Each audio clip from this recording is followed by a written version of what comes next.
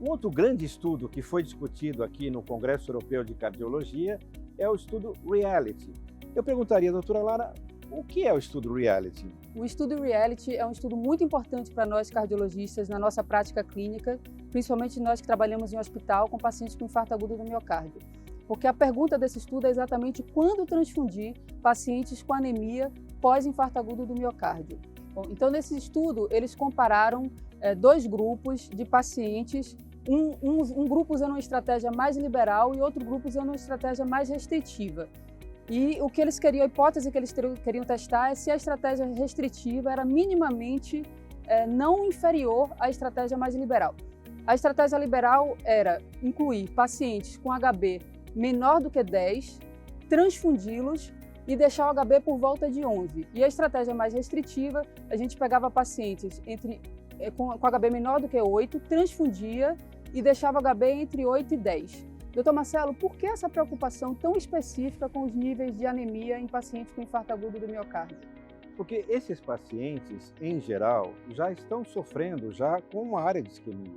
Então, se eles estão anêmicos, em tese, nós vamos estar aumentando a isquemia deles se nós não fizermos qualquer tipo de procedimento para corrigir essa anemia. Então, a ideia que nós temos é que pacientes anêmicos em pós-infarto do miocárdio precisam ser transfundidos, precisam ser corrigidos, porque isso poderia aumentar o grau de isquemia ou até gerar sintomatologia. Ótimo. Então, os desfechos primários desse estudo foi avaliar morte, AVC, infarto agudo do miocárdio e necessidade de revascularização do miocárdio de emergência por isquemia.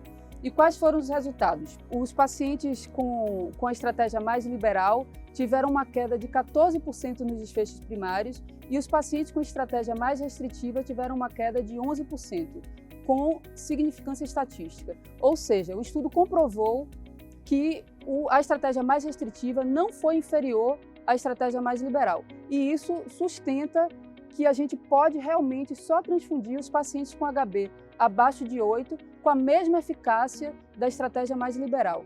Eu te pergunto, doutor Marcelo, existe realmente essa necessidade de tanta preocupação com transfusão sanguínea? Então, todo mundo às vezes tem uma noção, olha, o paciente está anêmico, vamos fazer uma transfusãozinha e se resolve. Não, a transfusão ela pode provocar efeitos colaterais muito graves. Ela é antigênica, ela pode dar aquela síndrome Trale, onde os pulmões ficam brancos, o paciente fica com uma hipóxia grande, alguns casos até vão para desfecho fatal.